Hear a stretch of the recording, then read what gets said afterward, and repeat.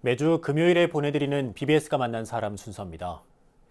우리나라 우편 업무가 시작된 게 1884년인데요.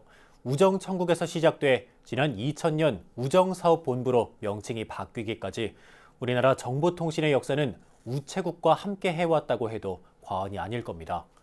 4차 산업혁명 시대를 맞아 우정사업본부가 새로운 변신을 시도하고 있습니다. 종립학교 출신의 불자 공직자 강성주 우정사업본부장을 권은희 경제산업부장이 만났습니다. 네, 본부장님 안녕하세요.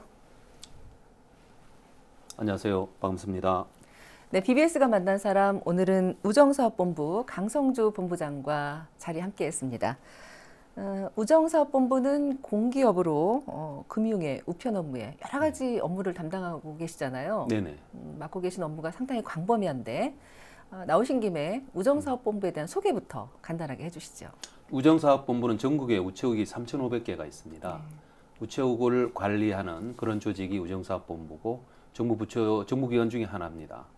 집배원이 한 2만 명, 전체 직원이 저희들이 4만 3천 명인데요. 집배원 외에도 창구에 일하시는 분들이라든지 이런 분들이 있고 1년에 저희들 예상 규모가 올해 같은 경우는 9조 6천억 정도 됩니다. 내년은 한 10조 정도 되지 않을까 싶고요. 하루에 집배원분들께서 배달하는 물량이 한 2천만 개. 그다음에 금융 쪽에는 하루에 한 2,400만 건에 예금이 저희들이 70조. 그다음에 보험을 하고 있습니다. 보험 자산은 55조 정도 되는 그런 어떤 정부 기업입니다. 네, 공적 금융기관이잖아요. 그렇습니다. 공적 금융기관으로 우정사업본부만이 갖는 그런 장점이 있을 것 같은데요. 예금 같은 경우는 저희들은 국가가 운영하는 거라서 모든 나름대로 이렇게 부도나 이런 위험에서 자유로울 수가 있습니다. 보증을 하니까요. 그 다음에 보험도 전체적으로는 저희들이 착한 금융이다. 그런 말을 저희들이 국민금융이라는 말을 쓰는데 조금은 예를 들면 보험 같은 경우는 이런 겁니다. 예금 한도가 한 1,000만 원 정도라서 아주 비싼 부분이 아닙니다.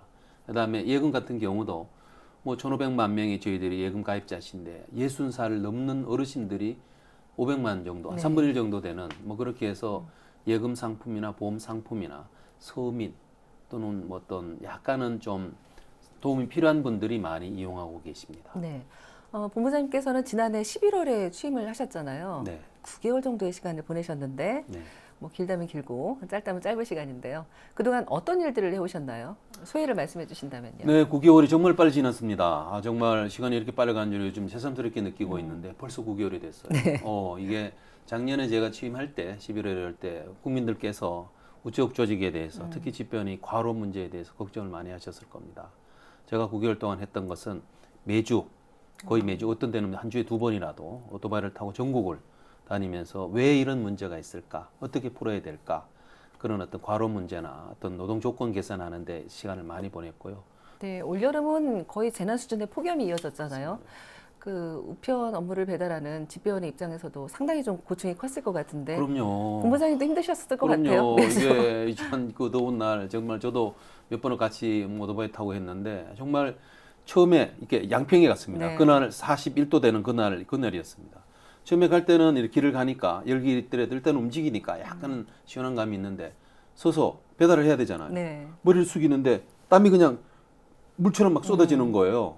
그래서 집배원분들이 가급적이면은 더위를 조금 이길 수 있도록 여러 가지 어떤 이렇게 토시를 한다든지 여러 가지 손수건이나 이런 부분 기본적으로 어떤 이 폭염을 좀 이길 수 있는 가벼운 옷이라든지 그런 부분 외에 근무 시간도 좀 조정을 해서 아침 일찍 왜냐면 좀 선선하니까 그다음에 낮 시간에 휴식 시간을 좀 더 늘리고 네.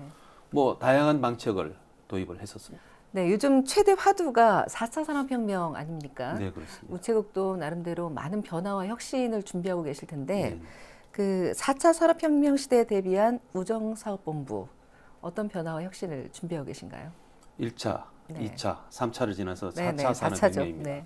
여러 가지 어떤 인공지능이나 이 첨단 기술이 어떤 4차 새로운 산업혁명의 물결을 일으키는데 우리 우체국도 우정사업도 적극적으로 이런 기술 변화를 나름대로 대응하자. 대표적으로 전기차, 네. 드론, 빅데이터, 인공지능으로 이번에 우표를 디자인을 한번 했습니다. 종래 일하던 방식을 새로운 기술을 혁신적인 기술을 써서 나름대로 서비스를 국민들에게 서비스를 하고 또 우리는 우리대로 그런 어떤 노동이나 과로 이런 부분을 새로운 기술을 써서 줄일 수 있죠. 네. 뭐 그런 노력을 기울이고 있습니다. 끝으로 우정사업본부가 네. 앞으로 추구해 나가야 될 비전 그리고 임기 중에 꼭 이루고 싶은 목표가 있다면 말씀해 주시죠. 저희 우정사업본부는 뭐 지금까지 우리가 100년 넘는 역사를 갖고 있는데 국민들과 함께 해왔습니다. 최근에 약간은 좀 고민이나 근심을 끼쳐드렸는데 이번에 뭐 드론이나 이런 부분 외에도 지난번에 사회적으로 문제가 좀 됐던 이 라돈 침대 수거나 이런 부분들을 해서 국민들을 좀 더 좀 섬기는 국민들에게 좀 도움이 되는 조직으로 가야 되겠다는 게 저희 뭐 비전이란 비전이고 이를 위해서 일단은 제일 중요한 게 지금 집배원들 과로 문제는 이런 부분입니다. 네. 노동 문제입니다. 이 문제를 풀 겁니다. 네, 시대를 선도하는 우정사업본부의 모습 기대하겠습니다. 감사합니다. 네, 우정사업본부 강성주 본부장이었습니다. 오늘 말씀 고맙습니다. 감사합니다.